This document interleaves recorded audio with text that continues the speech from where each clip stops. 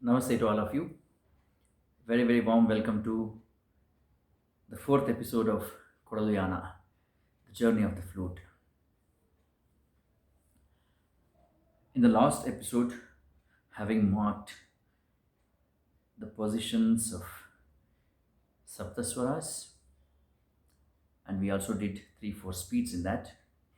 Today, let us see how we can embellish the same swaras, same swaras, right from the basic lessons. Embellishment is always done through a process called gamaka in Carnatic music. Gamaka is nothing but the movement on the notes, the oscillations that takes place.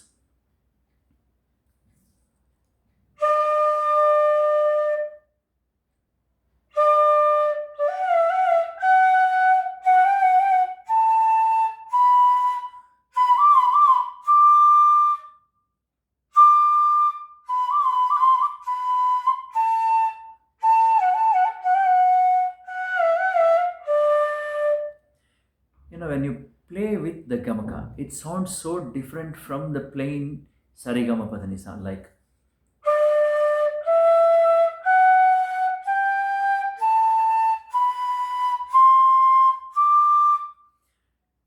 this is nice sound, swaras, nothing wrong, no mistake, all fine. But all said and done, just the plain notes cannot really bring out the bhava, the emotions that is needed for any form of any type of music, any genre of music. So for that, this gamaka concept contributes immensely. So same sari gama padanisa will be playing with the help of the neighboring notes, which are called anuswaras. So in a gamaka, there is while playing any particular note with gamaka, there is always two or more notes involvement to play one particular note. That's what I just now played. You can see while playing sa re, instead of flat re or straight re, I'll be using sa re. So the movement is like sa gari gari, but in such a way that it doesn't really sound like sa gari gari, but it still sounds like sa re. Instead of sa gari gari, the flow should be in such a way that it should sound sa re.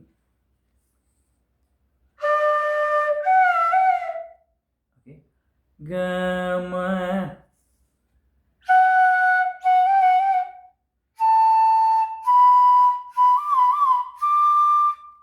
While playing gama, you can also play that ga. Sa re ga. This is also ga, and if you close 3 plus 4 holes, also the same antargandhara.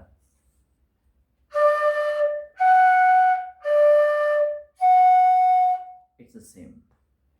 So we can use while giving gamaka for that gama. So that madhyama should start from gandhara.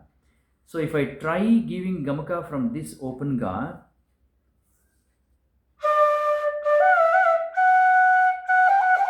instead of gama gama ga, that kind of cut effect, I can play it like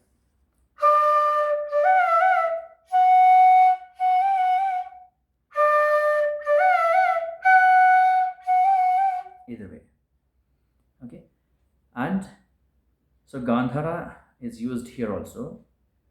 Then gama, then go to pa. Daivata remains straight.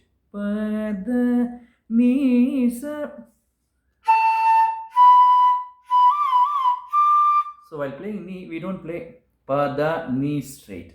It's pada with the gamaka ni, it's as good as dasa dasa da ni. So one thing we need to understand here is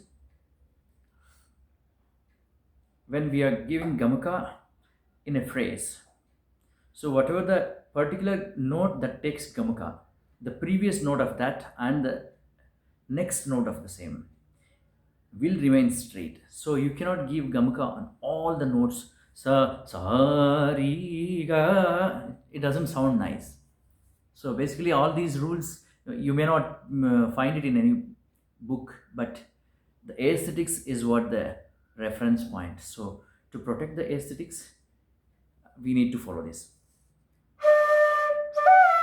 See here, Rishabha is oscillated, given gamaka. So sa is straight, ga is straight. The before note and the after note.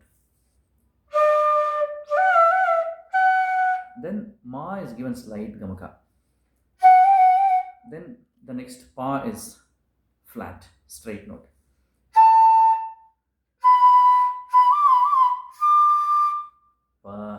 We have to give gamaka for kaishiki nishada when we have dhatu, nitu, chatushri devata, kaishiki nishada combination. Mostly, the nishada is a note that is to be oscillated. So nishada takes gamaka, the previous and the after notes will remain straight.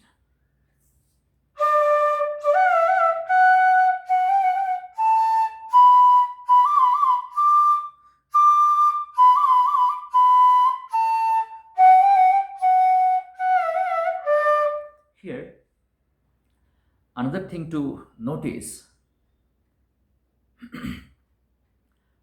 when you give gamaka in any particular or for any particular phrase, if the phrase is in upward movement, then the gamaka will be backwards and the anuswara will end backwards. Say for example, sa ri ga. In this case, Rishabha is taking gamaka, ri, and if you zoom that anuswaras, you will see sa ga ri ga. So it comes backward, ga ri, it ends backward and go to the next. Re, it won't be like re ga, you know.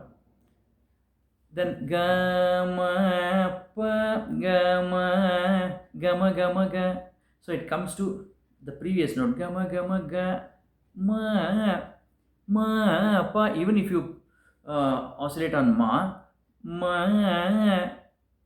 gapa gapa ga, it will be like. To go to the next note, the oscillation the anuswara, it ends backwards. So it is slightly not so simple to understand thing, but it is something that everybody should keenly observe and get the hang of it. And with that, I hope this information would help at least some of you out there. And whatever we do in a regular schedule day-to-day life, don't forget to breathe music.